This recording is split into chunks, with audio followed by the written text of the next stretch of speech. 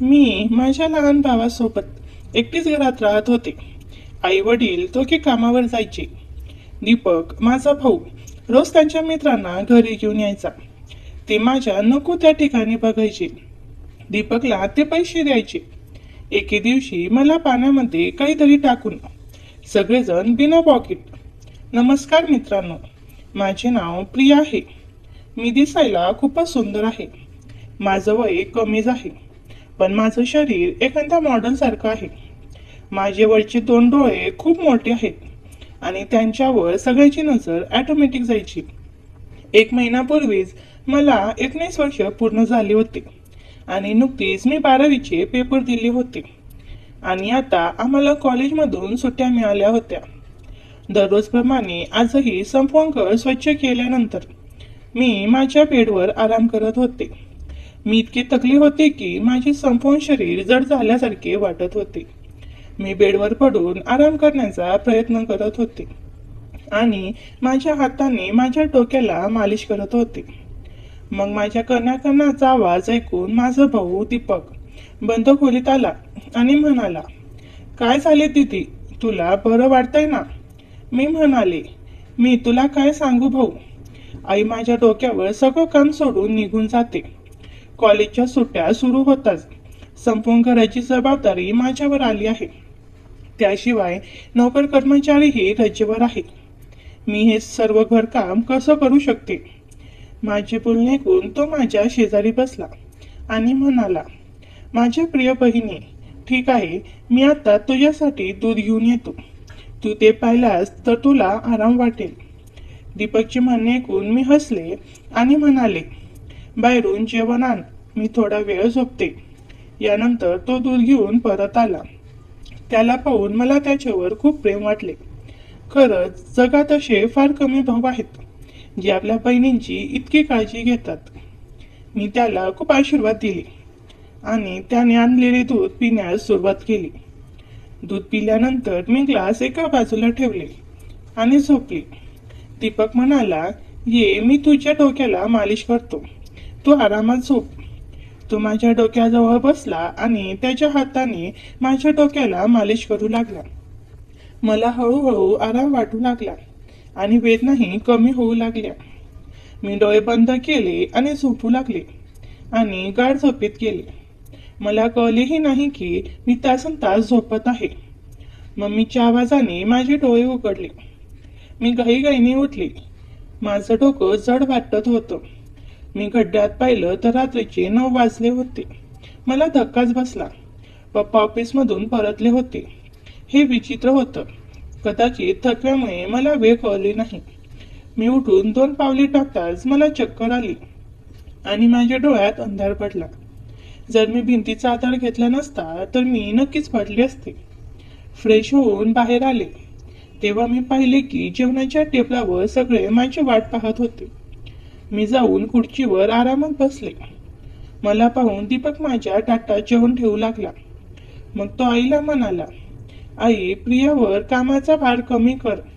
जर प्रिया येत नसेल तर तिच्या जागी दुसऱ्याला ठेव. ही बिचारी मुलगी दिवसभर काम करून थकते. बघ, तिचा रंगही फिका पडला आहे. माझी तब्येत खरोखरच खराब झाली होती. मला खूप थकवा जाणवत होता. आई आणि बाबा दोघेही काम करायचे, कारण फक्त बाबाच्या कामाने घर चालवणे कठीण होते. बाबा फायनान्समध्ये काम करत होते. आमचा शिक्षणाचाही खर्चही कमी नव्हता. तर आई ही एका कंपनीत काम करायची. मी आणि दीपक कॉलेजला जायचे. पण आता उन्हाळ्याच्या सुट्ट्या होत्या, त्यामुळे आम्हाला घरीच राहावे लागत होते. गेल्या काही दिवसापासून दीपक माझ्याशी जास्त जोडलेला होता हे माझ्या लक्षात आले होते. माझ्या सुट्टीपासून तो माझी खूप काळजी घेऊ लागला होता. मी घरकाम करत असले तर तो मला मदत करायला यायचा. मी थकले तर तो माझ्या डोक्याला मालिश करायला सुरुवात करायचा. मी त्याला थांबवायचे, पण तो म्हणायचा, नाही, तू थकली आहेस, तू खूप काम करतेस, तुला थोडा आराम देण्याचा माझा अधिकार आहे. मीही शांत झोपायचे. पण एका रात्री जे घडले त्यामुळे माझे होश उडाले. दीपक हे कधी करू शकेल का? त्या रात्री मी माझ्या खोलीत झोपले होते. मध्यरात्री मला असे वाटले की कुणीतरी माझ्या खोलीत आले आहेत. तो हळूहळू माझ्या बेडजवळ चालत होता. मी झोपण्याचा प्रयत्न करत असतानाही माझे मन पूर्णपणे जागे होते. मी अचानक घाईघाईने डोळे उघडले. खोली अंधारात बुडाली होती. मी आजूबाजूला पाहिले तर खोलीत कोणीच नव्हते. दार थोडेसे उघडे होते. मी नेहमीप्रमाणे झोपण्यापूर्वी दार बंद करत असे. मग ते कसे उघडे असू शकते? झोपाळू डोळ्यांनी उठून मी दार बंद केले आणि कुलूप लावले. मग मी मागे वळून बेडवर झोपायला गेले. डोळे बंद होताच मला पुन्हा कुणीतरी चालण्याचा आवाज आला. जणू काही कुणीतरी माझ्या बेडजवळ बसले आहेत. कुणीतरी माझ्याकडे हात पुढे करत आहे असे वाटले. घाबरून मी मागे वळले, पण तिथे कोणीच नव्हते. घाबरून माझा श्वास वेगवान झाला होता. मी लगेच उठले आणि खोलीचा दिवा लावले. मी दार उघडले आणि बाहेर पाहिले, पण तिथेही कोणीच नव्हते. आज आधी कधीच असे घडले नव्हते जे आता घडत होते. मला तहान लागली होती, म्हणून मी खोलीचा दरवाजा उघडले आणि बाहेर पडले. त्याचवेळी दीपक देखील त्याच्या खोलीतून बाहेर आला. मला पाहून त्याने विचारले, काय झालं, तू अजूनही जागे आहेस? मी उत्तर दिले, काही नाही. मला असं वाटलं की कुणीतरी खोलीत आहे. पाणी पिऊन मी खोलीत परत आले आणि दीपक माझ्या मागे मागे आला. तो म्हणाला, तुला घाबरण्याची गरज नाही. जर तुला भीती वाटत असेल तर तू माझ्या शेजारी झोपेल. मी नकार दिला आणि म्हणाली, नाही, तुला तुझी झोप खराब करायची गरज नाही. तू तुझ्या खोलीत जा आणि झोप. पण तो आग्रह धरला, मी तुला कोणत्याही परिस्थितीत एकटे सोडू शकत नाही. तू आजारी पडू शकतेस. मी तुला वेदना होताना पाहू शकत नाही. तू झोप, मी इथे झोपेन. शेवटी मी बेडवर गेले आणि झोपले. त्याने उशी उचलली आणि सोफ्यावर ठेवली आणि तिथे सोफ्यावर झोपला. मी पण झोपले आणि झोपेमध्येच नंतर मी माझ्या अंगावरती कुणाचा तरी हात फिरतोय असा मला भास झाला. मी अर्धवट झोपेत होते. डोळे मिटलेले, पण मन पूर्ण शांत नव्हतं. काहीतरी विचित्र जाणवत होतं. शरीरावर हलकासा स्पर्श जाणवत होता. एखादं बोट अगदी सावधपणे, हळुवारपणे माझ्या हातावरून, खांद्यावरून फिरत होते. सुरुवातीला वाटलं बहुतेक स्वप्न असेल, पण जसा जसा स्पर्श स्पष्ट जाणवू लागला तसं माझं मन सावध झालं. मी डोळे हळूच उघडले. खोलीत अंधार होता. बाहेरच्या बल्बचं थोडंसं प्रकाश माझ्या खोलीत येत होतं. मी हलकेच मान वळून पाहिलं. दीपक माझ्या बेडजवळ बसलेला होता. त्याचं लक्ष माझ्या चेहऱ्यावर नव्हतं. तो माझ्या गालावरून, केसावरून हात फिरवत होता. क्षणभर माझ्या अंगात शहारा गेला. मनात धस्स झालं. मी एकदम खडकासारखं आवाज केला. दीपक तो दचकला, हात मागे घेतला आणि मागे सरकला. त्याच्या चेहऱ्यावर घाबरलेपणा स्पष्ट दिसत होतं. मी रागाने विचारलं, काय करत होतास तू? तो घाबरत म्हणाला, नाही दीदी, मला वाटलं तुम्ही झोपलात आणि केस तुमच्या डोळ्यात आले होते. मी काही वाईट हेतूने नाही केलं. मी त्यांच्याकडे एकटं पाहत होते. माझं मन द्विधा होतं. तो फक्त एक माझा भाऊ होता, पण त्या स्पर्शात एक वेगळेपणा होतं. मी त्याला काही न बोलता उठून बसले. तो काही न बोलता त्याच्या सोफ्याकडे गेला. मी पाणी पिऊन झोपले. मनात मात्र अस्वस्थता पसरली होती. मी डोळे उघडून पाहिलं तर दीपक हा सोफ्यावर फुल झोपेत होता. मला वाटले मला स्वप्न पडले आहेत. त्यामुळे मी पुन्हा झोपले आणि त्यानंतर मला एक स्वप्न पडले. त्या स्वप्नामध्ये दीपक हा सोफ्यावरून उठून माझ्या जवळ आला आणि त्याने माझ्या अंगावरती हात फिरवायला चालू केला. त्याने हळूचकन माझं बटन उघडलं आणि नंतर तो माझं पूर्ण अंग दाबू लागला. हळूहळू खांद्यावरून खाली घसरू लागला. नंतर त्याने त्याचा हात खालती लावून जोराने हात फिरवू लागला. मी हळूच माझा हात त्याच्या नको त्या ठिकाणी घातला आणि त्याने लगेच पॅन्ट बाजूला केली आणि नंतर पुन्हा तिथेच दीपक माझे पाय बाजूला केले आणि पुन्हा तो जोरजोरात सुंदर वेळेचा अनुभव देऊ लागला.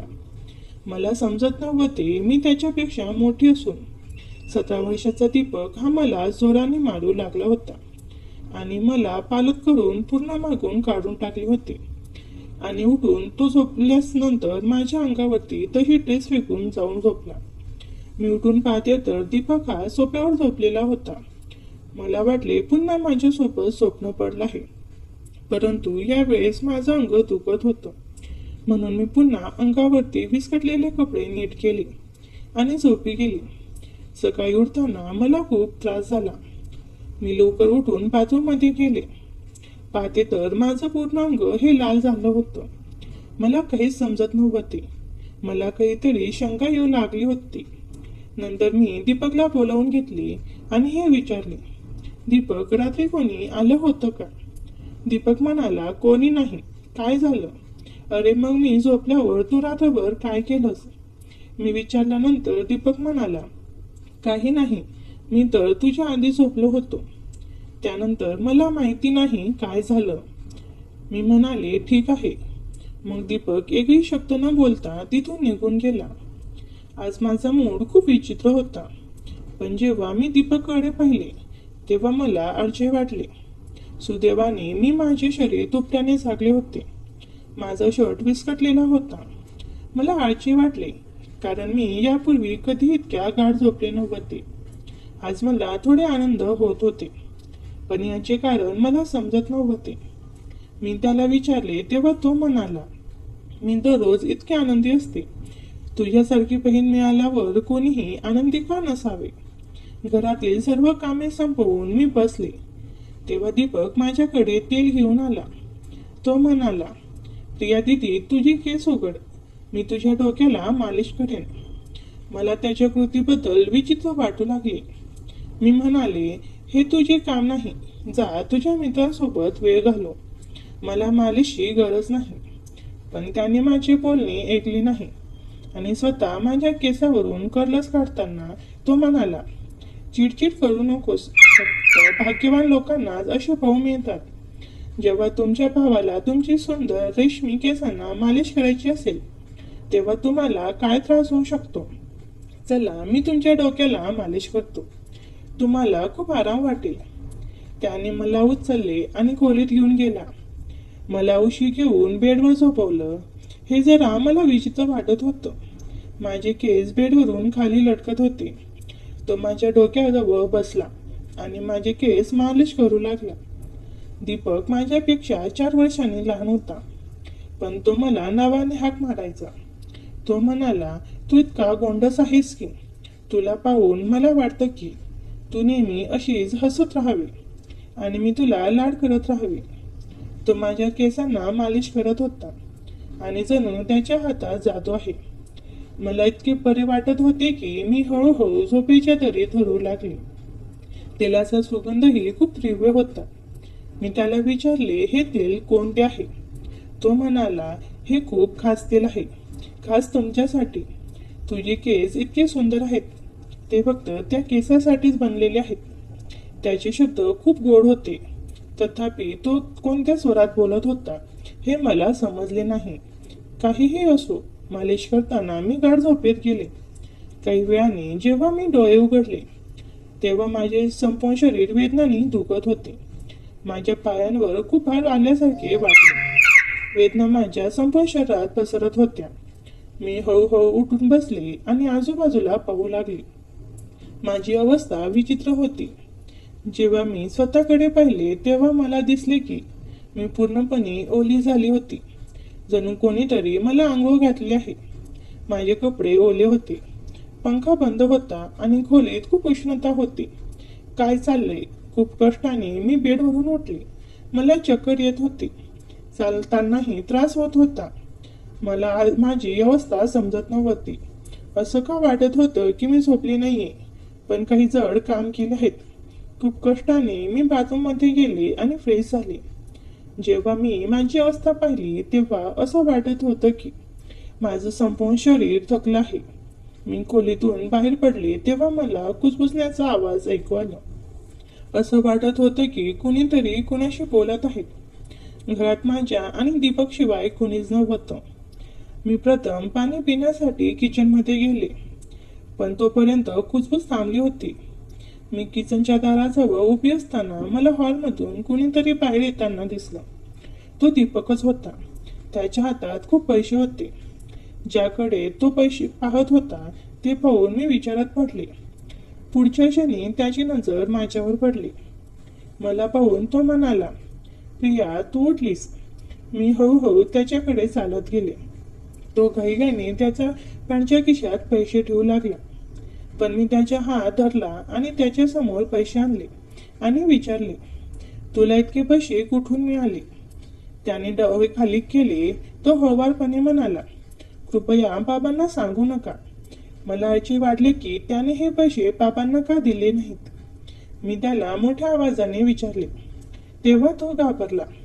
तो म्हणाला, हे पैसे बाबांच्या एका मित्राने अनेक वर्षापूर्वी कर्ज म्हणून परत केले होते. मी विचार केला की मी यातून मोबाईल खरेदी करेन. मी लगेच त्यांच्याकडून पैसे माझ्या हाती घेतले.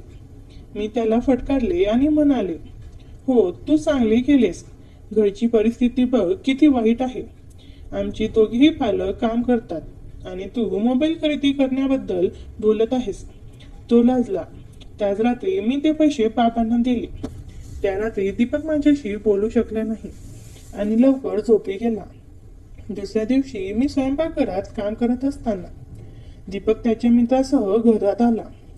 तो त्याच्या मित्रांना थेट किचनमध्ये घेऊन आला होता. हे पाहून मला आळचे वाटले. त्यावेळी मी माझा दुपट्टा काढून भांडी धुत होते. ते सर्व हसत हसत आत येताच मी लगेच दुपट्ट्याने स्वतःला झाकले. मी त्याला समजावून सांगण्याचा प्रयत्न केला. हे काय आहे? तुला माहिती आहे की आई बाबा यावेळी घरी नाहीत, तरीही तू या लोकांना घरी आणले आहेस. विकी रागाने म्हणाला, हे माझं घर आहे. जेव्हा तुला माझी काळजी नाही तेव्हा मी तुझी काळजी का करू? बरं, जेवण बनव. हे माझे खूप खास मित्र आहेत. ते माझ्यावर खूप रागावलेला दिसत होता. पण आता मी काय करू शकते? मला जेवण बनवायचं होतं. मी त्याच्या मित्रासाठी स्वयंपाक करायला सुरुवात केली. मग तो म्हणाला, तू स्वतः येऊन जेवण वाढशील. दीपकचा दृष्टिकोन मला आश्चर्यचकित करत होता. इतक्या छोट्याशा गोष्टीवर तो इतका कसा बदलू शकतो? मी जेवण टेबलावर ठेवलं. मी पाहिले की त्याचे मित्र वारंवार माझ्याकडे पाहत होते. ते सर्व दीपकपेक्षा वयस्कर दिसत होते. शरीराने लांब भरदार होते. त्यामधला एक तर मूवी मधला विलेनसारखा दिसत होता. मला दीपकवर खूप राग येत होता. ते माझ्या नको तिथे नजर टाकत होते. अशा विचित्र पद्धतीने माझ्याकडे पाहत होते. मी घाबरून माझ्या खोलीत गेले आणि स्वतःला कोंडून घेतले. ते निघून जातात मी दीपकवर रागवले. तुझे हे मित्र पुन्हा या घरात कधीही दिसू नयेत. पण दुसऱ्या क्षणी दीपक माझा गाल धरला आणि म्हणाला, तुला इतका राग कुठून येतो? ते पुन्हा येणार नाहीत. पण तू याबद्दल आईबाबांना काही सांगणार नाहीस. दीपकच्या वागण्याने मी अस्वस्थ झाले. कधी तो प्रेम व्यक्त करायचा तर कधी तो चिडायचा. मी होकार दिला आणि माझ्या खोलीत गेले. दीपकच्या कृती मला दिवसेंदिवस विचित्र वाटू लागल्या होत्या. मग मी माझ्या खोलीत विश्रांती घेण्यासाठी झोपले होते. तेव्हा अचानक मला माझ्या पायावर कुणीतरी हात ठेवल्याचे जाणवले. मी आळच्याने डोळे उघडले आणि पाहिले की दीपक माझे पाय मांडीवरून ठेवून मालिश करत होता. मी लगेच त्याला अशी करण्यापासून रोखले. पण तो म्हणू लागला, मी जे करतोय ते मला करू दे. या घरात मी एकटाच आहे जो तुझी इतकी काळजी घेतो.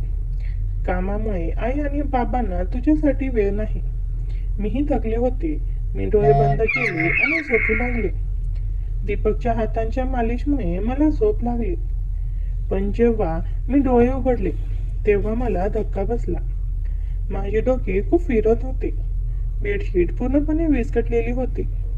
बेडवर एक शर्ट आणि पुरुषांचा परफ्यूम पडलेला होता. हे कोणाचे सामान होते? मी काहीही बोलू शकले नाही. मला इतकी तीव्र डोकेदुखी झाली की मी पुन्हा बेडवर पडले. असं वाटत होतं की कोणीतरी मला भूल दिली आहे. जवळच कुजण्याचे आवाज येत होते. पण कोण बोलत आहे हे मला ओळखता येत नव्हतं. मला फक्त दीपकचा आवाज ऐकू येत होता. असं वाटत होतं की तो माझ्या खोलीत आहे आणि मला उठवण्याचा प्रयत्न करत आहे. काही वेळाने जेव्हा मी डोळे उघडले तेव्हा माझ्या डोळ्यासमोर सगळं दृश्य चमकू लागलं. मी प्रथम बेडकडे पाहिले. जिथे शर्ट आणि परफ्यूम पडलेले होते, पण आता तिथे काहीच नव्हते. आज पुन्हा माझी अवस्था खूप विचित्र झाली होती. मी हे सगळं समजू शकणार मुलगी नव्हती. घरात माझ्या आणि दीपक शिवाय दुसरे कोणीही नव्हते. मग मी झोपल्यानंतर असे काय झाले की माझे संपूर्ण शरीर पाण्याने अंघोळ झाले. इतकेच नाही तर माझे शरीर वेदनेने थकलेले होते आणि माझा रंगही पूर्णपणे फिकट पडलेला होता. दिवसेंदिवस दीपक माझ्या जवळ येण्याचा प्रयत्न करत होता, पण मी प्रत्येक वेळी काही ना काही निमित्त करून माझ्या खोलीत जात असे. माझ्या मनात विचित्र विचार येऊ लागले. माझी तब्येतही बिघडू लागली. माझी अवस्था पाहून माझी आईही काळजीत पडली. तिने सांगितले की ती दुसऱ्या दिवशी ऑफिसमधून सुट्टी घेईल आणि मला काय झाले आहे ते शोधण्यासाठी डॉक्टरकडे घेऊन जाईल. त्या रात्री मी वारंवार जागी होत होते आणि नीट झोपू शकत नव्हते. दुसऱ्या दिवशी माझे आई वडील नेहमीप्रमाणे कामावर गेले. मला वाटले कदाचित त्यांना माझी काळजी नसेल. शेवटी मी स्वतः डॉक्टरकडे गेले. तिथे सोनोग्राफीमध्ये मी गर्भवती असल्याचे उघड झाले. हे ऐकून मला धक्काच बसला.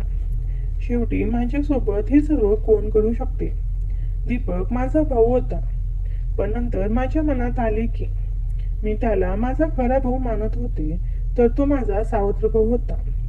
दीपक माझ्या आईच्या दुसऱ्या लग्नापासून होता, तर मी तिच्या पहिल्या लग्नापासून बाळ होते. अशा गोष्टी मला चुकीचा विचार करायला भाग पाडत होत्या. हे माझ्या पालकांना कसे सांगावे हे मला समजत नव्हते.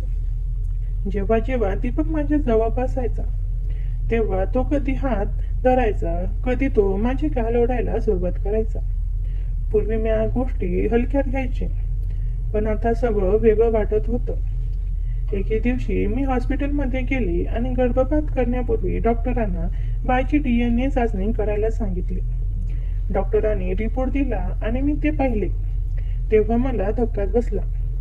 मी जे विचार करत होते त्याप्रमाणे ते काही नव्हते. ते बाळ दीपकचे नव्हते. मग प्रश्न पडला, ते कोणाचे होते? हे गूढ उघडण्यासाठी मी माझ्या खोलीत मोबाईल कॅमेरा बसवला.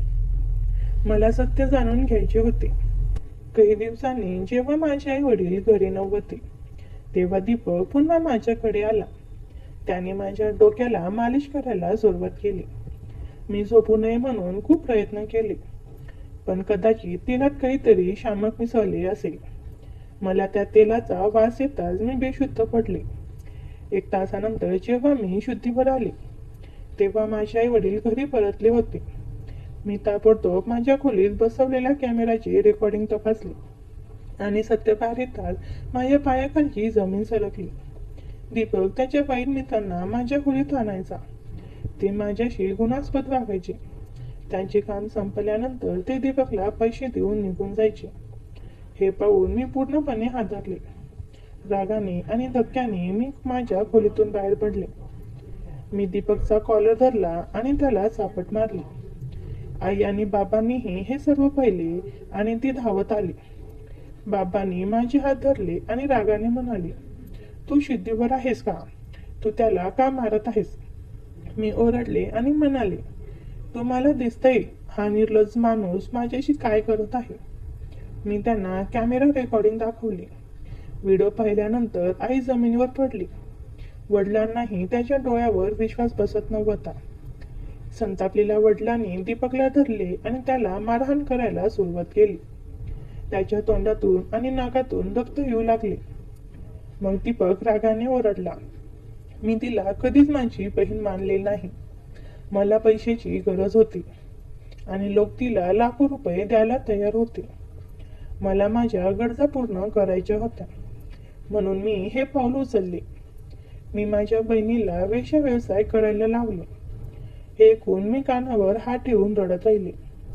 वडिलांनी त्याला इतका मारहाण केला की तो रक्ताने माखला होता, पण कसा तरी त्याने स्वतःला सोडवले आणि घरातून पळून गेला. त्यानंतर तो त्या घरात परतला नाही. माझ्या पोटात वाढणारे मूल बेकायदेशीर होते. मी तिचा गर्भपात करून घेतला. पण दीपकने माझ्याशी खेळलेला गुणास्पद खेळ मरेपर्यंत माझ्या मनातून पुसला जाणार नाही. भाऊ तो असतो जो तुमचा स्वतःचा असतो आणि तुमचा आदर करतो. तुमच्या तरुण मुलीला कोणत्याही अज्ञात पुरुषांच्या आधारावर सोडून जाणे ही एक मोठी चूक आहे. कारण असे दुष्ट लोक नेहमीच एका असहाय्य आणि निष्पास मुलीची इज्जत लिलाव करण्याची संधी शोधत असतात. मी माझ्या सर्व वाचकांना आणि श्रोत्यांना विनंती करू इच्छिते की त्यांनी त्यांच्या मुलींची नेहमी काळजी घ्यावी. त्यांना पडद्याखाली ठेवा आणि कधीही त्यांना अनोळखी पुरुषांसोबत एकटे सोडू नका. या संपूर्ण प्रकरणात कोणाची चूक होती? माझे पालक, जे पैसे कमवण्याच्या शर्यतीत मूल्याबद्दल पूर्णपणे बेफिकीर झाले, जे माझ्या सावत्र भावासोबत या घरात एकटे राहत होते आणि नेहमीच त्यांची काळजी घेत होते आणि त्यांच्यावर खूप विश्वास ठेवत होते. मी नेहमीच त्याला माझा खरा भाऊ मानत असे, पण त्याने माझा विश्वास तोडला. तर मित्रांनो, स्वतःच्या आणि तुमच्या कुटुंबाच्या सुरक्षिततेबद्दल नेहमी सावध राहा.